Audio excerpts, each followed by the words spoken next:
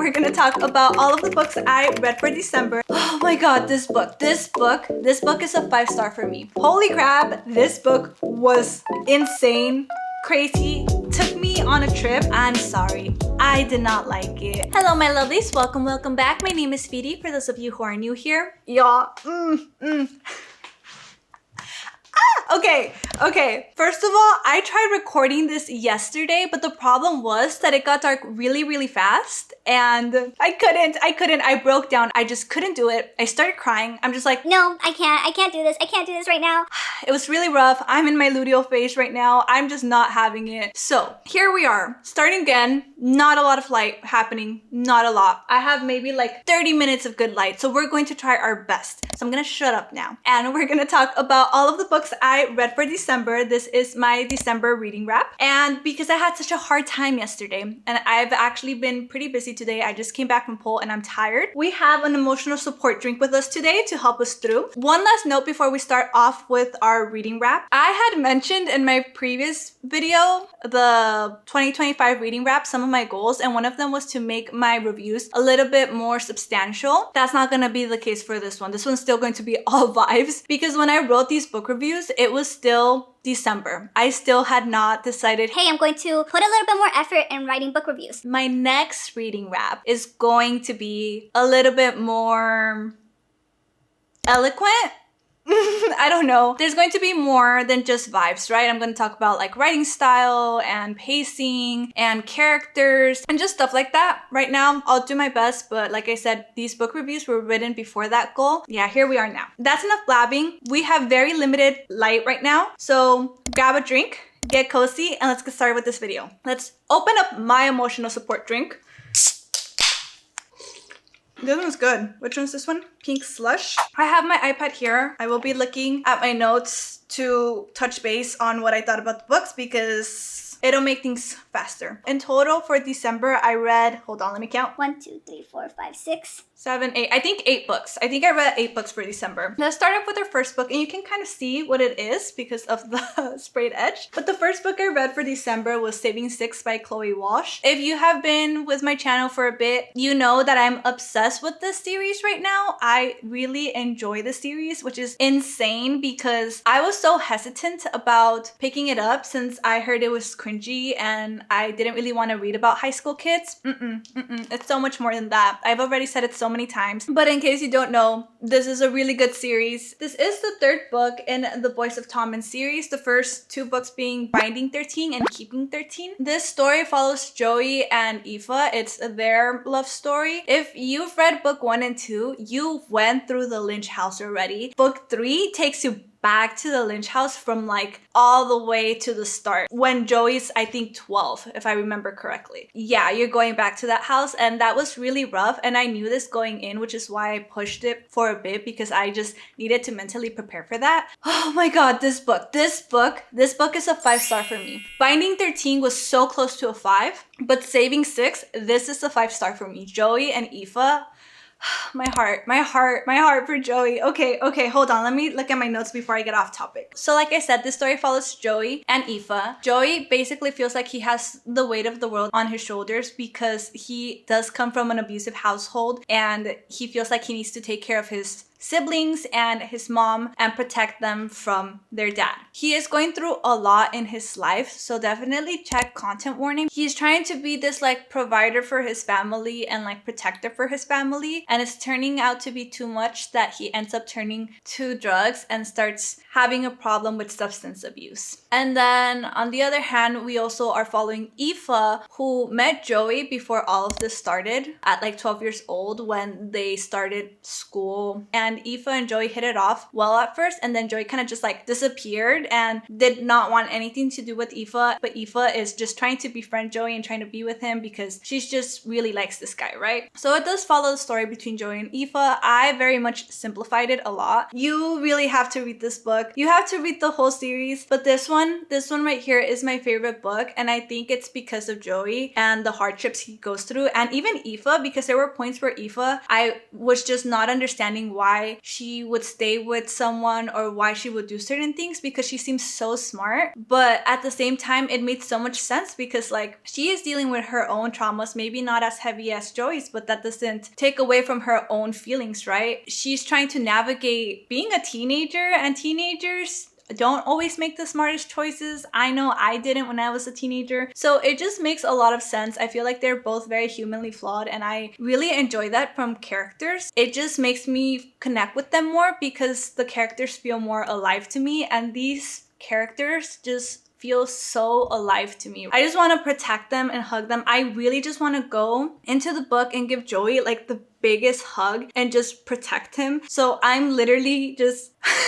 crawling to get to the next book because I know there's a light at the end of the tunnel. Oh, this one gut punched me so bad. One last note I will make is that somehow the author did something that very few authors can do, which is take an existing plot that already happened. You already read everything that happened and make a new story out of it because it's being told from a different perspective. I feel like I've read books like that before, and it really does just feel repetitive at times, but in this case it doesn't, because the side characters from Keeping 13 and Binding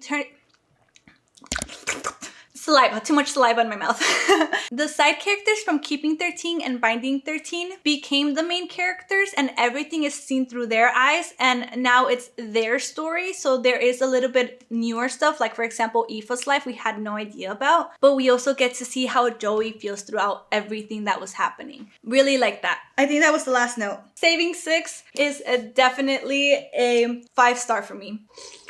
Okay, so obviously after that, I needed something to cheer me up. I'm not sure if it exactly did that, but it helped. So we picked up Promise Me Always by A.L. Jackson. It turns out that this is the 4th and final book in a interconnected series called Redemption Hills. This was 3 stars for me, but it's like a maybe 3 stars. I am going to go back and read this book because I want to read the series from book 1. I have a feeling that this book is going to hit a lot better if I can follow the characters all the way from book 1, because it was very obvious that a lot of their chemistry was built in the prior books. Yeah, I'm not sure if that's a good thing or bad thing considering that this is supposed to be a standalone, but I do definitely feel like I would be more attached to the characters if I read it from book 1. Now I'm getting ahead of myself. A little bit of a summary for Promise Me Always. This follows our main character Tessa, who is with like a very toxic boyfriend, ends up a bit of an abusive relationship, cuts it off, and Milo, the main character, finds Tessa after that whole situation with her ex and takes her to his house because Tessa and her ex were living together. So Milo takes Tessa to his house to basically have somewhere to live, and they kind of end up developing this fake engagement situation because Milo has his own issues going on. He is trying to get custody of his kids because the grandparents have the custody right now. Tessa, to show her things, basically suggests this plan of, hey, let's be engaged because this will look a lot better in the court if you have a woman present, and you might get custody of the kids back faster. So it kind of just follows the story of Tessa and Milo. Like I mentioned, this would be so much better for me if I had connected better with the characters, because this has all the tropes I like, right? It has a single guardian trope. It has Grumpy Sunshine. It has, what else? It is a bit of a grittier romance. It's not like a rom-com necessarily. It's definitely more contemporary romance with a little bit more of a darker topic. Milo's leaning more towards morally gray because of the background that he had and stuff like that. I feel like the other note that I had was that the ex-boyfriend felt a little bit like a loose end. I didn't feel like that was reconciled properly, and it just felt like something was missing, right? So just in general, I felt like something was missing with this book, but I'm hoping that maybe reading the series from book 1, I'll feel a lot better. But yeah, like I said, 3 stars. And as for Spies, I believe it's like a 2.5. Yeah, we're gonna say 2.5. Next, we were getting finally into the holiday spirit, and I picked up my first holiday book. I have talked about this briefly in a previous vlog of mine. It's like my holiday reading vlog if you guys want to watch that and get a little bit more reactions. I didn't read this one in that vlog because I don't know, I just didn't think about it. And that's A Merry Little Meet Cute by Julie Murphy and Sierra Simone. This was a gift a little bit over a year ago now, and I had waited until the holiday season to read it because obviously it's a holiday book. Not once did I read the synopsis in the back. So I went in blind, and boy oh boy was I surprised. So let me tell you a little bit about what this book is about. The story follows B, or Bianca, who is an adult film star. She's basically trying to make her big break by starring in this one movie that's the equivalent of a holiday Hallmark movie. The little caveat here is that this company that's producing the movie is very conservative, and she has to hide her background as an adult film star. Long story short, she's trying to hide her identity. Her co-star turns out to be her teenage celebrity crush, Nolan something, and he used to be this like rebel pop star whose reputation tanked really bad after like an incident that happened. So he's just trying to clean up his reputation because he's trying to provide for his family, and this is his way to get his name out there again. It just kind of follows a story between them two, and it's funny, it's cute, I like it. It's very spicy. Obviously, it's very sex positive considering that Bianca is an adult film star. She has like an OnlyFans and stuff like that, or I think like the equivalent to an OnlyFans. It's very body positive as well. I think my only thing with this one is that I was looking for a holiday book because I was in the holiday spirit. I remember I had like put up my tree and stuff like that, and this didn't really give that. It didn't really intertwine with the story that well to make it a holiday book, and that's just not what I was looking for, right? I really did want to feel like candy canes and Christmas trees everywhere. But other than that, like, I enjoyed it. It was a good book. It was interesting. It took me by surprise, but that one's on me for not reading anything. There were signs. The signs were there. Literally the first sentence of the synopsis. B. Hobbs has a successful career as a plus-size adult film star. I just did not look. And that one is on me. I don't have any more feedback other than it's not exactly what I wanted at the moment, but it was still a good book. I still enjoyed myself. But this was a 3-star for me, and as for spice, this was definitely on the spicier side, which is to be expected. If this is a 3 stars for spice. And my camera's overheating, and I don't know if I'm gonna have like the best light, so the lighting situation might change a little bit. Sorry about that. We have our ring light on, and hopefully I can get through a little bit more before it starts getting even darker. Anyway, this next book that I picked up, I wanted to still get in the holiday spirit because this last book did not really do it for me. And I wanted something a little bit grittier, a little bit more of a dark rom-com, or a just dark romance. And I had seen this book going around in people's TBR, and I wanted to read it myself, and that is He Sees You When You're Sleeping by Alta Hensley. Straight up gonna say that was a 2.5 for me, and a 0.5 is just for Salone. If not, it would have been a 2 stars. And I'll say it right now, spice was 4 stars. It was a very spicy book. I did not like this book. But I continued reading it because I thought maybe, just maybe, I would like it because it had that potential to perhaps maybe like it, but it just didn't do it for me. Okay, we're gonna talk a little bit about the summary and then move on to my review. This story follows Jack, who has been stalking Chloe after he saved her from an accident over 2 years ago, and finally decides, I'm gonna make my move to meet her in real life. Chloe and Jack meet. It's a story about Chloe and Jack, and just a little bit more information is that Chloe herself has this like good girl persona because she's this jewelry influencer who is working in a very conservative job. Also has like a double life because she's, I guess, like a cam girl, or has the equivalent of an OnlyFans, but like works for free there because she's exploring her kinks. First of all, I was expecting maybe like a dark romance or a dark rom-com. I don't know. It didn't even feel like a romance book. I will get to that point. But I also was expecting a holiday book because it's literally like supposed to be a holiday book. Completely not a holiday book. Like it is. At the beginning, it starts off as a holiday book, but then they forget. And then towards the middle, they're like, oh yeah, holiday book. We're gonna do something for Christmas Eve or for Christmas or something like that. Did not feel like a holiday book at all. It did not. Also, it was supposed to be more inclined towards a dark romance. I didn't really see the dark romance aspect aside from like Jack being a stalker. Nothing else was like what you usually get from like even a gritty romance. But my main issues were with the characters themselves. Jack being one of my like biggest issue. This book clearly is trying to be what Lights Out was, but make it holiday, and failed. If you like this book, I'm sorry. I'm not really gonna have a lot of positive things to say because I did not enjoy it, but I'm gonna try to keep it short just to not bash too much on the book. I feel like a big part of it was Jack. His character was just straight up creepy for me. Like, I compared him a lot to Joe from You in my reading vlog, and that's literally the vibes he gave. He was just straight up creepy. It didn't really feel like a romance book, mostly because there wasn't really a lot of chemistry between the characters. And Jack himself, I think it's because obviously he's supposed to be your regular Joe Schmo kind of person who has a stalking tendency. Obviously, he is not happy with this stalking behavior that he has, so he's constantly in his head about the guilt that he's having, and we're just constantly regretting all of his actions. Yeah, he was just not it. I did not like him at all. He creeped me out. This could have been a thriller, and it would have worked so much better as a thriller. That's not what I was looking for personally, but again, I digress. So we're gonna move on to Chloe's character. Chloe. Two of the things that really irked me about Chloe was that she constantly was like, I want dark, I want aggressive. And it was just like, I like Jack, but Jack also had an online persona called Winter Watcher that signed up to Chloe's cam girl videos and stuff and was just talking with Chloe and stuff like that. Chloe did not know this. And Chloe was just like, I like Jack, but he's too vanilla. Literally, the word vanilla was used so often in this book. I want someone like Winter Watcher. And it's like, obviously Winter Watcher and Jack were the same person, which was kind of frustrating because Jack knew this, and yet he would not make a move as Jack, knowing that like she is a little bit more edgy and like darker stuff, right? So that really irked me because she did not know Jack, but she kept saying he was too vanilla. Like, literally after meeting him once, she was like, he's too vanilla. And I'm just like, bro, you had like maybe a 10-minute conversation with him. Come on. Like, you don't know this man.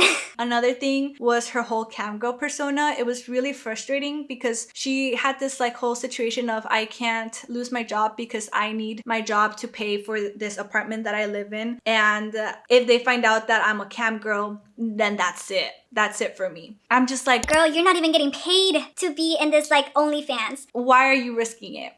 Chloe and Jack did not make sense to me. They did not make sense together. Their chemistry was not there. It really relied on the spice to drive the story. I'm sorry. I did not like it. So at this point, I am begging for a holiday book because I still have not found the perfect holiday book. And finally, I picked up my online book club book, and that is Good Spirits by B.K. Borson. And oh my god, this gave everything I wanted. This for me was a 4-star, spice 2.5. Let me have a sip.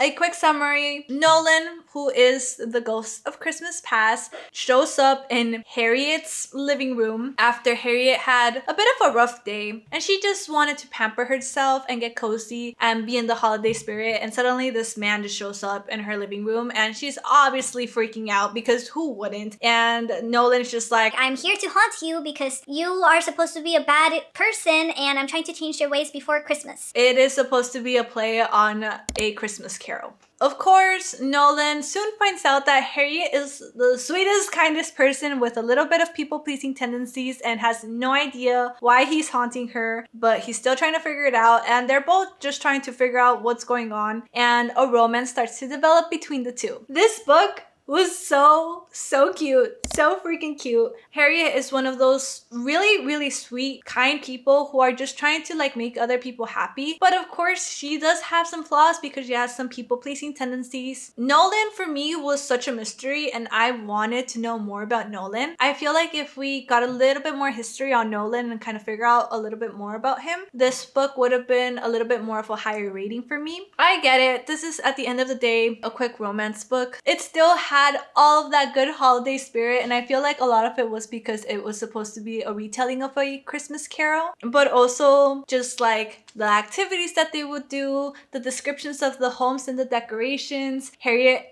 being like Christmas obsessed person with her PJs and her favorite snacks and stuff like that. I just loved it. This was exactly what I wanted to read with my Christmas tree on, my dog on my lap, some hot chocolate in my hand. It was a good book. Good vibes. All vibes. 4 out of 5 for Good Spirits and a 2.5 for Spice. Oh boy.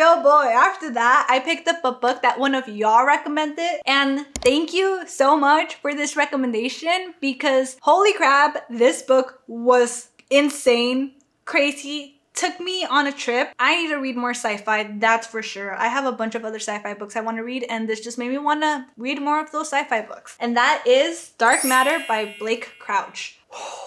If you have not read this book, I am not going to give too much of a summary. I'm just going to say the story follows our main character, who I forgot his name, Jason, is walking home one day after having some drinks with some friends. And the last thing he hears is, "Are you happy with your life?" That's all I'm going to say because that's what it says here. I don't know how to talk about this book without giving any spoilers because like, it's just such a trip. It's just such a trip. Holy crap. I was just like, but what if? But then this? But then that? all the alternatives and all the possibilities, and I felt minuscule in the grand scheme of things. And you would think this is a 5-star. It was so close to a 5-star, don't get me wrong. It really was. There was just a point where I'm just like, this reminds me too much of Rick and Morty. and I couldn't stop laughing. And it took a little bit of the seriousness away, and I don't think that was its intention. And that was on me, I'm sorry. It was so close to being a 5-star though. Oh my god, this book. And I remember there was a point where like people were crying at the end. If you've read this book, you know how it ends, and like people were crying, and I wanted to cry because yeah, who gets to decide? And y'all, if there's a book I recommend is this one. You know what? I think I am going to give this a 5-star. Hold on, what did I rate this? I rated this a 4.5. This is like teeter-tottering between a 4.5 and a 5. It might be a 4.75 if I'm being honest. I rated everything like on my Goodreads and on my Fable a 4.75 because at the moment when I finished reading it, it felt like a 4.5. But now that I'm like reflecting on it, it feels more like a 5-star. Could it be a 5-star? It might be a 5-star. I might reread it later, but I will still highly recommend this book. Holy crap. Thank you so much. Thank you so much. I cannot talk about this book more because it's better to not know what it's about and just kind of go in blind. Good book, good trip. Very fun. Literally binged this. Moving on. Yeah, I'm not sure if I'm gonna give that a 5-star. I think it's very close to a 5, so I might just bump it up to a 4.75. You know what? It's a 4.75. That's what it is. I will accept any other recommendations. Y'all obviously have good taste. Oh yeah, we're gonna talk briefly about this book. I don't even know if I wanted to give a summary because I don't feel like I know enough about the book, even though I got almost halfway. I got like 30-40% through the book. And that is Curse of the Saints by Kate Dramis. I was reading this on my Kindle, but I unfortunately DNF'd it. It's a soft DNF. I just could not get into it. I needed consumable things. Everything I've been reading has been kind of easy to consume, or I've already been invested in it. Personally for me, I just couldn't do it. I tried picking it up. I tried through audiobook and I just couldn't read it. And it's not because it's not good. I was really liking the world building. I just couldn't get into it, and that's fine. Not the moment. I'm not gonna push myself because then I'm not gonna like it. So obviously after DNFing a book, I needed something a little bit more consumable. So I picked up Caught Up by Navessa Allen. This is the second book in an Into Darkness series. This one's the one that comes up after Lights Out. This for me was a 3-star. I'm gonna briefly give you a summary and then we can talk about why it was a 3 stars. Basically, this story follows Nico, aka Junior, but I refuse to call him Junior because no, absolutely not. Is like obsessed with this high school crush. Her name's Lauren. They had a little something before basically their fathers were just like, you cannot be together. He's been just like pining for her and kind of stalking her for a few years now. There's a lot of stalking books that I'm reading. Nico decides to make a move and wants to get Lauren back because the obstacles that were between them are finally gone. Lauren over here is doing great. She's also a camp girl. There was a lot of adult film stuff I was reading now that I'm thinking about it. It was a very spicy month. Yeah, Lauren's like a cam girl and is one of the owners of a kink club where people can go explore their kinks. And basically she's just trying to find ways to make money to help that club. What else happens in that book? And it's just a story between Nico and Lauren. Oh, Nico is part of the mafia because he is cousins with Ali from the first book. Ali's uncle is like not a boss mafia, but part of the mafia. So then that makes his kids automatically part of the mafia. Yeah, this book book was not my favorite. I enjoyed it, but I very much liked the first book more, and I feel like that tends to be the consensus with this book. Mostly because I was expecting like a dark rom-com. I liked that Nico was a lot more intense. He was serious. He was not golden retriever at all. It was still very kinky, very spicy, but it just wasn't what the first book was. This was just like a gritty romance. Yeah, like a mafia romance. This is just a mafia romance. And yes, of course, you're still going to have your more morally gray characters, and it probably does lean more towards darker topics and stuff like that. And it's still very much like you touch her and you die kind of situation. I don't know. I think a big part of it was like there's clearly a motorcycle helmet in the front, and I was expecting kind of like bike talk, is that what it's called? But just kind of like that kind of vibe. Maybe like more mask play and stuff like that. But he owned a motorcycle and got from point A to point B, and that's it. There wasn't really anything revolving the motorcycle. It was just a mafia story. I had said that Lauren's life is what kept it interesting because you had like the whole cam girl and the club and stuff like that. So like there was a little bit more substance because of it, but I'm trying to remember what else happened and it's like leaving my mind, and I read this not that long ago. So yeah, this is just like a 3. I enjoyed myself while I was reading it, but other than that, it's just like fine. I personally don't feel like it's as good as the first one, but I still liked it. Yeah. So next book. I tried picking up other books that were in my TBR and I did not. I failed, and that's okay because I needed another consumable book. The final book that I read for 2025, I actually ended up finishing on the 2nd of January. So my Fable and Goodread are counting it towards 2026, but I'm counting it to 2025 just because I don't want to do a reading wrap for it later. I didn't count it in my overall books. I never talked about this book, and that is Hot for Hostage by Maggie Evans. Boy, oh boy, did this book surprise me. This was a cute little gem. Loved it. Read it on my Kindle. So cute. This was a 3.5 out of 5 for me with like a spice of a 2.5-ish. This was cute. This was so cute, and it was a lot more fun than I thought it was going to be. This story follows our main character, Sadie, is a student in culinary school, staying for the summer, helping out an animal shelter, like a dog shelter. And that dog shelter she is volunteering at is constantly getting vandalized by like a group of teenage kids basically that are trying to be a gang. At one point, one of the dogs gets dog nap. She tries to go to the police and the police are no help at all. And so one of her co-workers was just like, only the boss of the town and like his son are probably the only ones that can do something about it, but they're not gonna help out. Sadie just happens to be getting ice cream. It turns out that the son of like this mob boss is there and doesn't know what comes over her when she decides to grab the gun of like his bodyguard and holds the guy hostage.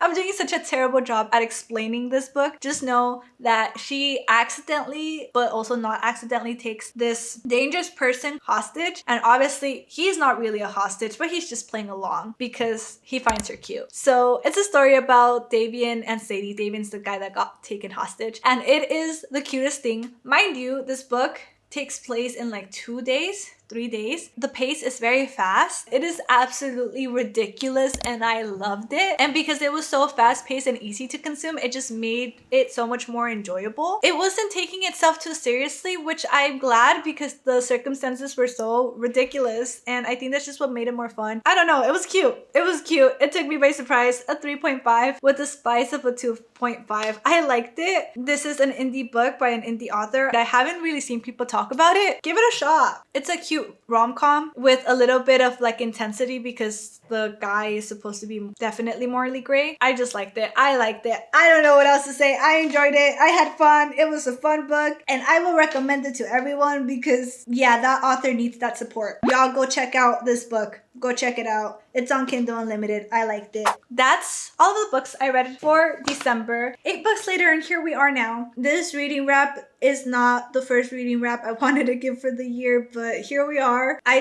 think now that the holidays are over, I want to focus on different kind of videos. So I do think I'm gonna go back to doing reading wraps every 2 to 3 months. So yeah, let me know down in the comments below. What was your favorite book of December? Mine was hands down Saving Six. That was my favorite book. with Dark Matter being a close second. I'm still debating on whether I want to bump that up to a 5. I think I'm gonna leave it at a 4.75 for now. If you like this video, please give it a thumbs up. And if you haven't done so already and you would like to, please subscribe. I usually make book content and now and then I make some lifestyle vlogs. But thank you all so much for watching. Have a beautiful day and I will see you all next time. Bye-bye.